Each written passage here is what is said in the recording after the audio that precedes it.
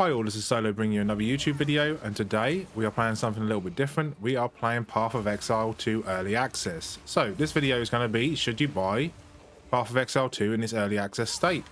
So Path of Exile 2's early access state has Acts 1, 2 and 3 plus Endgame. They will release Acts 4, 5 and 6 in a full release later on next year in 2025.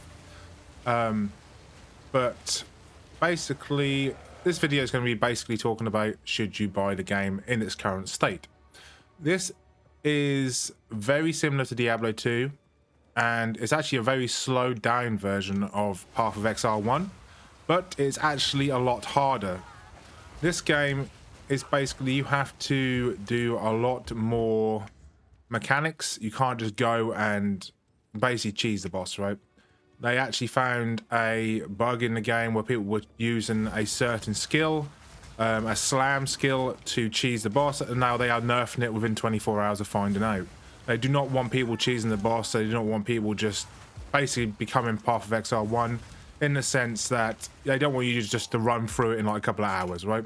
They want you to actually take your time and, you know, enjoy the game, but just, it's not going to be super easy. You know, it's not going to be some cheat mechanic, you know. They want it to be, oh crap, and they want it to be hard, right? They want it to be hard. They don't want it to be easy. They want you to enjoy yourself, but they don't want it to be easy. So have they done that? Yes, they have. This game is ridiculously hard compared to PoE 1,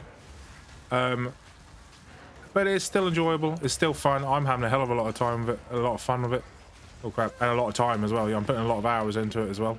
Dude, these guys just leave me alone, man. So I actually went chaos build. I'm a witch, and I actually went chaos build at the start. Now I've gone fire build. There's a reason for that, because my ascendancy, if you don't know what ascendancy is, once you hit, I think it's around 25 to 30, you get a thing called ascendancies. These ascendancies are an extra like subclass on your top of your normal class. So we have the skill tree. This is the skill tree. This is the skill tree for every class. You start in the middle. Based on what you start off with, you start on one of these corners, right? Because I'm a witch, I start at the top. These are the witch ones, which is basically minion and spell damage. And you go up the tree, choosing whatever you want. So basically what I've done minion life, and there's a reason for that. And basically these are just like dexterity and stuff, which I've made myself, basically to equip certain items. And I've done fire penetration and fire damage and ignite chance.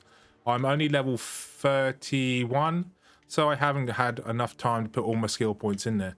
Currently, I have to max out my minion health and my fire damage and my fire resistances.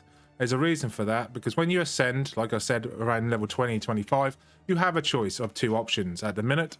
I think there's 3 options in total, but you can only choose 2 at the minute because early access, they are releasing more. You have the choice of a...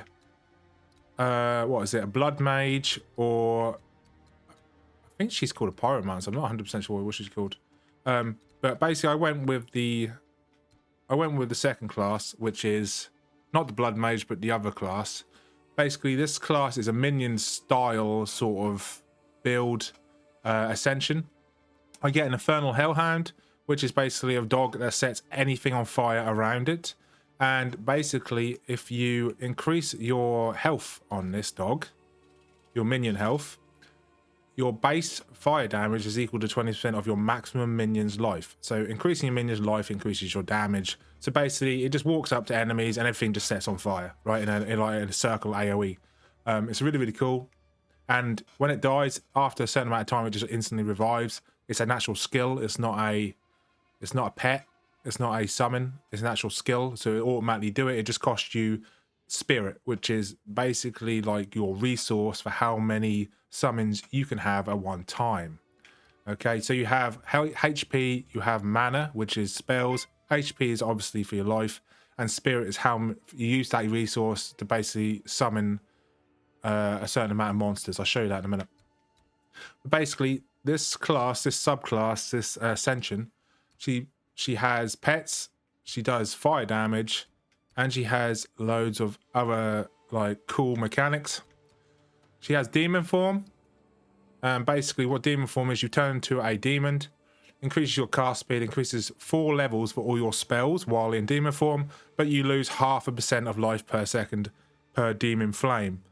Demon flame is like a sort of you get it every second while you remain in demon form, basically. So you have to revert back to human form once you reach 1 life, or if you activate it beforehand, right? So you can't stay in demon form because you'd be just godlike, because it increases your spells by like 4 levels, increase your cast speed, and increases your spell damage.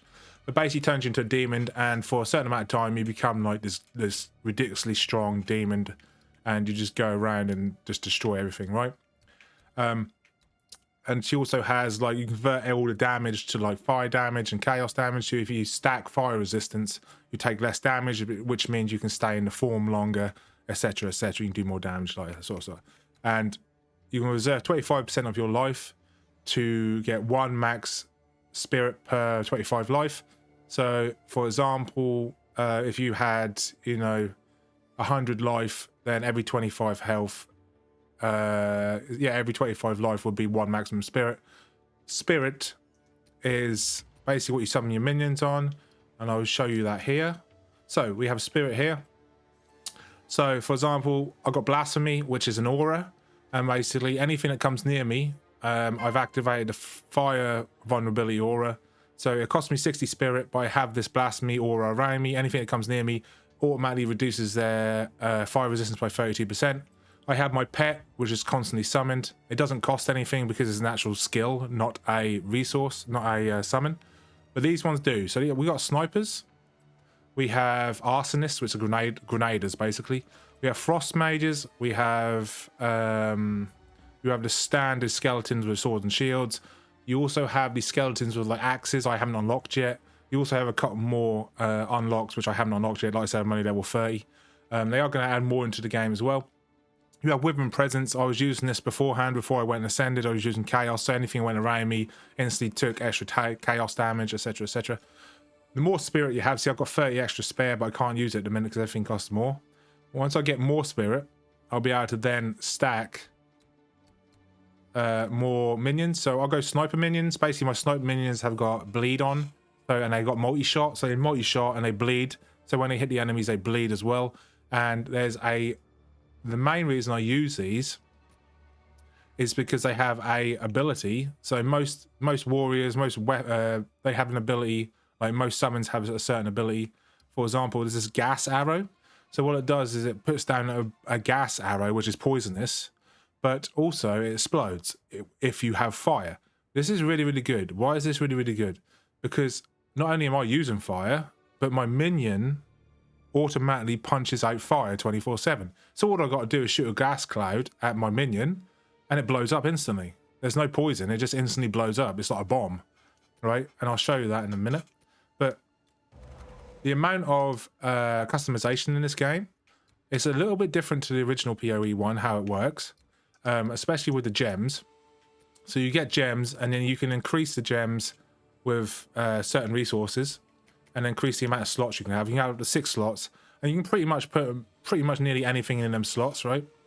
And for example, this is Malice. So this Malice comes with critical weakness.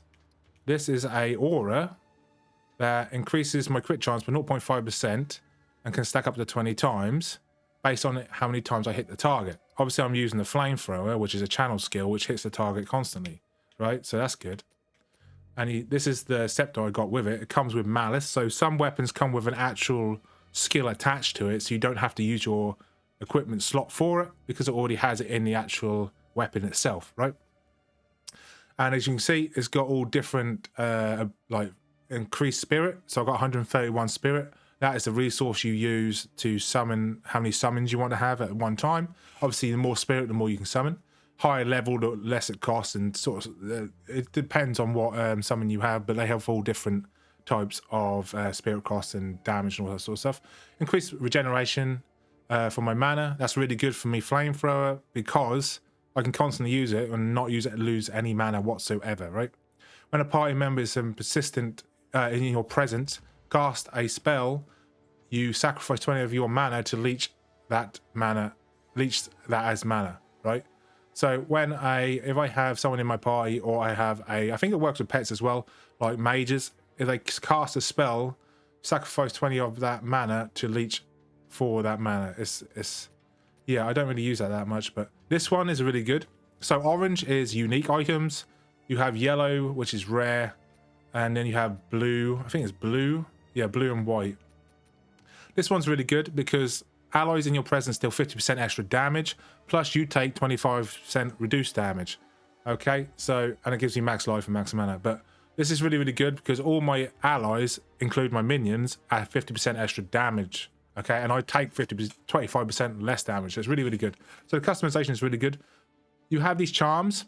So if I get hit by a bleeding build, so you have bleed, you have lightning, you have slow, you have stun, you have fire, lightning, all the elements, all the different statuses.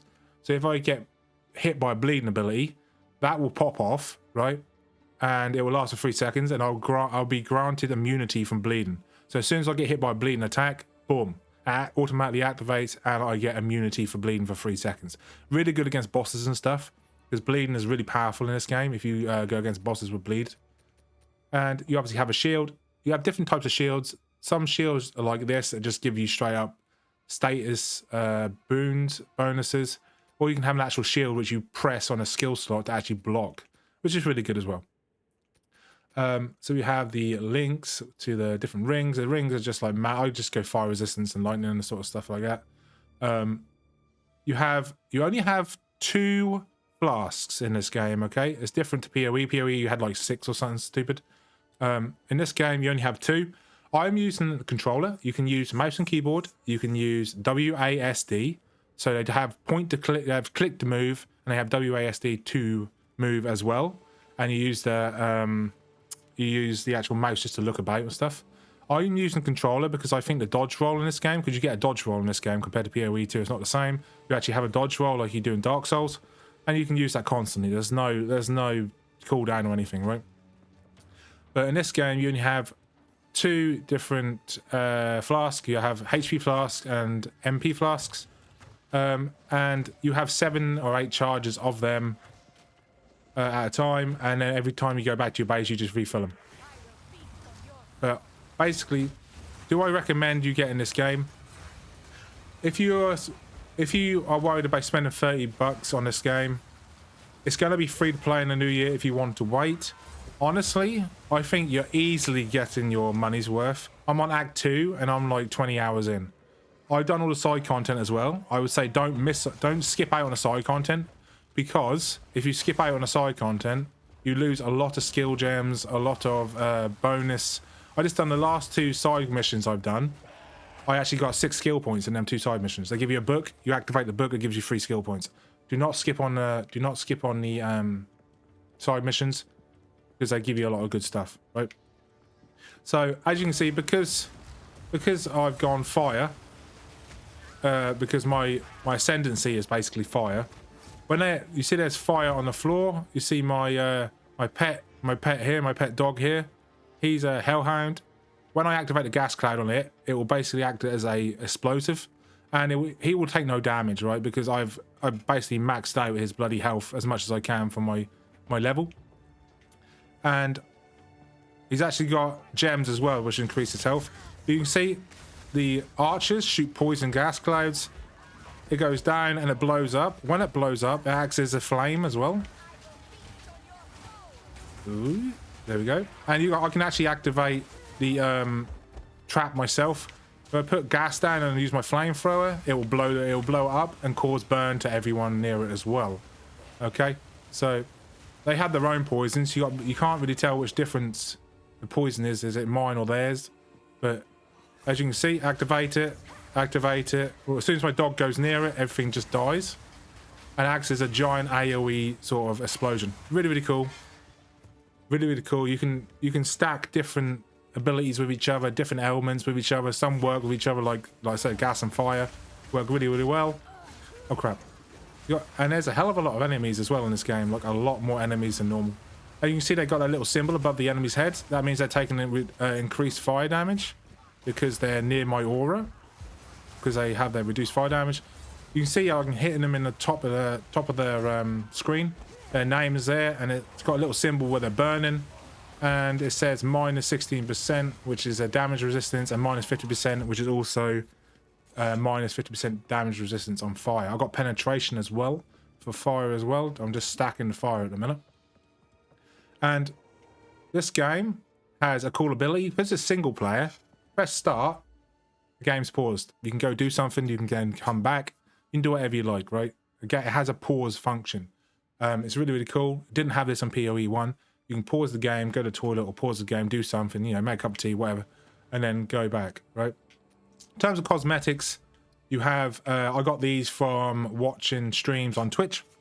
You can actually do this and get, as you can see, I've got a symbol above my head, which is really, really cool.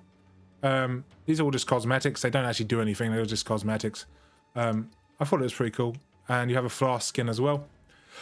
Quest-wise, this is the second act. You get a lot of content, like I said. This is the second act. There's 3 acts in total for this early access, and it goes up to 6 acts afterwards. But if you complete the 3 acts in the early access, you will then go into the end game just for the early access period, and then you can come back and do the other 3 acts when they've finished it. So inventory is pretty cool. It's pretty standard, pretty similar to Diablo 2 or sort of PoE 1. Like I say, the skills, these are just gems. You hover over these. You have all these. It tells you, the same as PoE 1, supported skills, and it'll tell you what's compatible with what, which is really, really cool. In terms of the actual skills itself, you have to, they drop like a skill gem, and you can pick your actual skill. You don't like drop a random skill. You drop a skill gem, click on the skill gem, you can then choose what skill you want on that skill gem. Okay, so you have the option. You also have your character with all the status here. And if you want to look at something, for example, on your skill tree for passives, for example, let's go, we go over here, we press info. Where is it? No skills affected. I'm trying to get, there it is. Right. So if you click on a skill and increase spell damage and all that sort of stuff, it tells you how much intelligence you have at the minute and how much you would have after you click this skill. Mana regeneration, blah, blah, blah, blah, all that sort of stuff, right? And it does it for everything. You have to have a, yeah, so how much strength I've got now, how much life I've got now, if I increase it, how much I'm going to get, this, that, and the other. You have the info there ready for you. So it's really, really cool. So yeah, it sort of tells you as well, which is really handy. Like I said, the skill tree, there's a lot. I mean, there's a lot. I don't know what the max level is going to be in this game, but there is a lot of skills, right? Ascendancies, like I said, you have 2 ascendancies. You get there around between 25 and 30. You get to choose your first ascendancy. You can have extra ascendancies to get extra points. Like I said, I'm going to go with the demonic presence to go demon form lady as well with my loyal hellhound. And yeah, I'm just going to do that. And you have Seething Body, and you have while not on low internal flame will damage the allies. Increases to ignite chance and magnitude. Magnitude is scaling based on how much damage you do. Yeah, so I'm doing that as well. And I'm gonna, if you want to be a minion build, this is basically one you have to have. You reserve 25% of your life, but 1 per 25 health increases maximum speed by 1, which is really, really good. You're talking an extra minion or 2 when you have high health. Like I said, I went chaos damage beforehand. But like I said, you can do any type of build you want. I'm actually working towards, so I've got minion health, so I'll increase my damage for my minion. Fire resistance, got extra minion physical damage negated, taken as life. So every time you take a certain amount of damage, you do it as life. I am actually working my way up. Where am I working? I actually want to work over here to do these fire damage ones. But at the minute, I'm just going to get these ones, right? So magnitude on ignite, magnitude, ignite again, stacking it, increase duration on enemies, 40% chance to increase on ignite. Ignite have 5% less fire resistance, so it does extra damage. And I can go over here to get extra minion damage, and yeah, increase that. Oh, sorry, minion health. Sorry, to increase the damage I do. Like I said, you can go. You can basically. So, oh yeah, one more thing. Respeccing. Right, so there's a guy, right? You go back to your main base. Every act has their own main base. When you go back to your main base, you're gonna see this guy after you do a few missions called the Hooded One. He will identify any item you want for free. Okay, you used to have identification scrolls. You still do get them, but there's no need for them. They're kind of useless now because you just go to him, press a button, and every single thing in your inventory is now identified for free. Right? Then you go over here. and you have loads of stuff here. Tells you what you're identified and what you can sell. And it has all different stuff you can buy as well, right? So I said, grants level 9 Malice, grants level 9 Purity of Ice. If you want to go over to skill, you can go over to skill. So this, when I equip this item, this staff, it gives me a 30% aura of ice resistance. Really, really good if you are looking for certain builds. What is this? I've never seen a purple ring before. Oh, chaos resistance. And 5 to all attributes? Bro. Bro. And it's a white, so I can upgrade it. Oh, it's a blue. I can still upgrade it. Let's use that one. 2 to 3 physical damage or attacks. Bro, that is insane. Ah, dude. I'm going to keep that in my inventory for later. I don't know why if I'm going to use that now or not. I do need a chaos resistance, so the chaos resistance is really strong, so I definitely need that. Anyway, off track, yeah.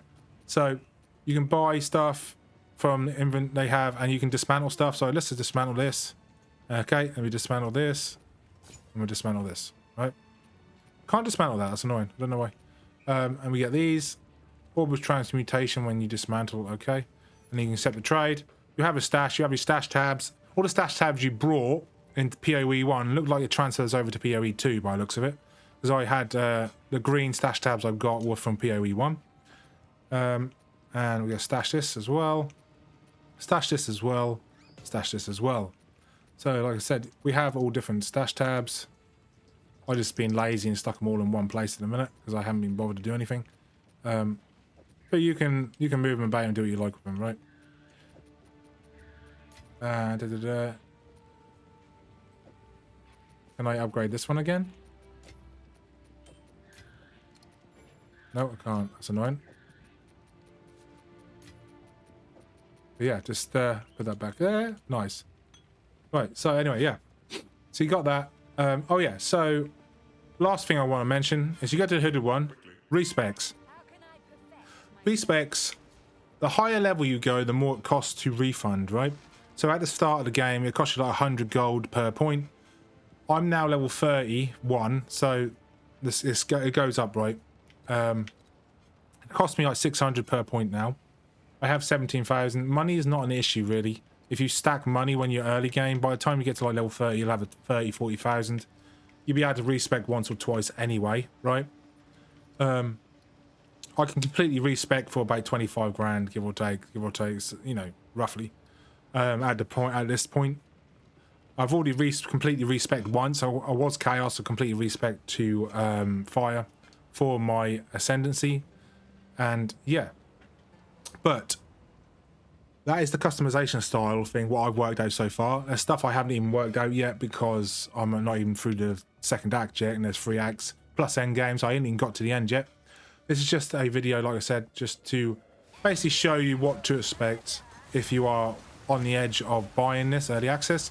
For 30 bucks, it's a no-brainer to me. If you like these sort of games, it's a no-brainer. You're going to get easily your time in money's worth in time in this game. And the boss fights are hard and challenging, but it's not like crazy, oh my god, I can't do it. It's, if you can't beat a boss, stop, go do side quests, grind a little bit, doesn't take long, and go fight the boss. Maybe choose a different build, maybe choose different skills. Maybe the boss is weak or strong against what you're trying to use, or maybe you just don't know the mechanics. Maybe just try and just fight him once and just see what he does. Don't attack him, just wait for his mechanics and see what happens, right? And try and learn his mechanics. Sometimes it's just a knowledge check. It's not actually a damage check. Some things are damage checks, but roughly, if you go to an area that's level 12 and you're level 10, maybe you're under leveled. Maybe you need to level up a few more times, right? Try and be on the same level at least as the area you're going to. I've done all the side quests, and I've got all the areas I've go to after I've done all the side quests previously. I'm always 1 or 2 levels above the standard level what you're meant to be for the area because of all the side quests and stuff. If you just skip and go straight through the main quest to try and get to the end game, you're going to be under leveled. You're going to struggle. Okay, you just are. It's just how it is. But if you do the side quests, you're not only going to get extra skill points and extra items, which are really good, You're gonna get a salvage bench. You're gonna get loads of items and stuff which you wouldn't normally get. And yeah, it's just, I'd recommend doing a side quest, right? So is this game worth your time? Okay, like I say, if you like these games, it's 100% worth your time, and it's probably the best game in terms of Diablo style or Diablo-like games. It's the best game out at the minute, and it's not even close. Like, what's it, Diablo 4 competing against it? Like, come on, dude. That game is fucking retarded how bad it is, you know what I mean? It's like they're pandering to 10-year-olds. It's absolutely stupid. It's so basic and just garbage, dude. But that's just my take on it. I actually played it. I actually refunded Diablo 4 because I thought it was bad in the early access. Got it on Xbox Game Pass and was pleasantly surprised to know that I saved my money, my 80 quid or whatever it was for the deluxe edition, back when I was going to buy it, because it was absolute trash, dude. Right, so the mechanics of this game, white mobs and yellow mobs have more mechanics than some of the actual uber bosses in Diablo 4, and that's not even me being sarcastic, that's actually the truth, right? This game is very in-depth. There are bugs, it is early access, there are going to be patches and balances. Like I said, there's some skills that are going to be nerfed, some will be buffed. The minions early game are quite weak. I'm hoping they're going to buff that. Now they're pretty strong now, but at the early game they were quite hard to keep alive. But then again, I went for pure damage. I didn't go for HP at the start, so it might be my fault. But yeah, so this is just my opinion. I would recommend this game just solely on what you're going to get for the money you're paying. And the amount of content and customization in this game is, I mean, Diablo 4 skill tree was a twig. You know what I mean? Look at the skills, dude. Look at the freaking skills. Like, this tree what I'm going up now, if I got to here, it's basically entirety of D4, right? Just this one little triangle here. What about the rest of it, dude? What about the rest of it? What about Ascensions? Right? What about all the second mini class you can use? Like the subclass you can use, right? This fire mage I'm now using, or whatever she's called. I can't remember what she's called now. Demon, whatever, demon lady. It's just the amount of content you get is freaking ridiculous compared to like D4, which charge you like twice, maybe 3 times as much on launch. And yes, it came out, but it was a buggy mess, dude. You could easily call that early access, and they just called it a full game and charge $80 for it, right? So yeah, I recommend this game. I recommend you check the Path of Exile 2 game out. You can go on Steam and buy it, or you can get it off their launcher. Either way, Steam is my preferred method. Like I said, WASD or point to click, or my favorite, which is controller. Why is my favorite controller? Simple. You have the dodge roll, and dodge rolling is so much easier on controller. You can move about easier with the analog sticks. I'm using an 8-bit Do Ultimate controller, which is a wireless controller, which basically an Xbox controller sort of figure out. But yeah, it's just really, really good. Dude, did this guy die? Dude, this guy's got... Oh, he's a yellow. I was going to say, how's he got so much health? Bro. Oh, yeah. So, you see this guy I'm fighting now? He has bleed. He's obviously a bleed build. Am I taking bleed damage? No. Why am I not taking bleed damage? Because that item I've got that stops me from being bleed... Oh, I'll become a bleed immune for 3 seconds, right? And you can... Oh, you fucking... And you can see I'm trying to just kite him around here. My dog is pretty much tanking him. And you can see, you look at his health. Minus 50% fire resistance. Minus 16% damage penetration. Damn, did he freeze me? He's got some crazy skills. But this boss, this like sub-boss, this yellow boss, rare boss I suppose you call him, or rare opponent. This guy's got more bloody synergy and more mechanics than a bloody Diablo 4 boss, right? So I just leveled up. What I do, let's go over to the passives. You got one passive skill. Right, I went on my ascendancy, wrong one. And then I'm going to increase my fire. Right, so I've got 2 big ones here. 40% increased chance to ignite. Minus 5 fire resistance. I'm going to go this one because I want magnitude, right? So you can click on the information on magnitude. It tells you what magnitude is. is a buff or debuff of values of the stats that is applied to the target. A buff or debuff of a high magnitude is more powerful. So the more stacks or the more ignite I put on the target, the more magnitudes, right? So it does more, it becomes more powerful. Modifiers of magnitude of buffs or debuffs come from whoever applies it, and multiplicative with modifiers the effect and buff. Okay, so I apply it and my pet applies it. Okay, well, not my pet, my minion, my hellfire dog. So we apply 2 stacks at a time, and in magnitude, so it increases the magnitude efficiency, right? So I'm gonna go that one, increase magnitude, increase that one, right? So I should be doing more ignite damage. I'm pretty much sure that's how it works.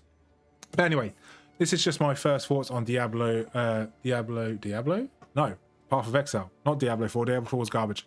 Path of Exile 2. This is my thoughts on Path of Exile 2. Should you get it? My opinion, it's a no-brainer. You got your money's worth. You're gonna get your money's worth. They're adding in a crazy amount of content. You're paying $30 for 3 acts.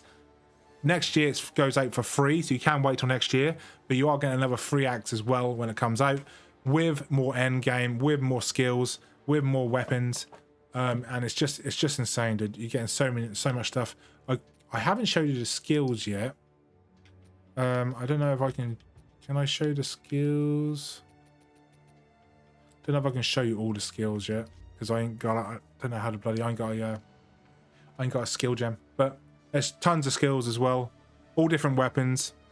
Some of them hadn't been released yet, but they're going to release more as well. Graphics in this game as well, probably on the same spec as D4, probably a little bit better, I would say. Runs really well, and it had no actual gameplay issues, like I said.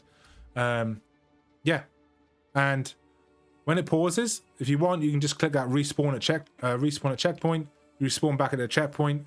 Or you just respawn back to the checkpoint, wherever the checkpoints are in the levels, right? You can do this at bosses as well, which is pretty cool. If you're stuck at a boss and you can't beat him, you don't want to die, just press restart a checkpoint, you go back before the boss fight, and then you can go level up and come back later on, which is really cool. Like I said, Path of Exile 2, no-brainer to me. I highly recommend it. And I hope this video helped, and if you liked this video, hit that like and hit the subscribe button, and I'll catch you on the next video. Peace.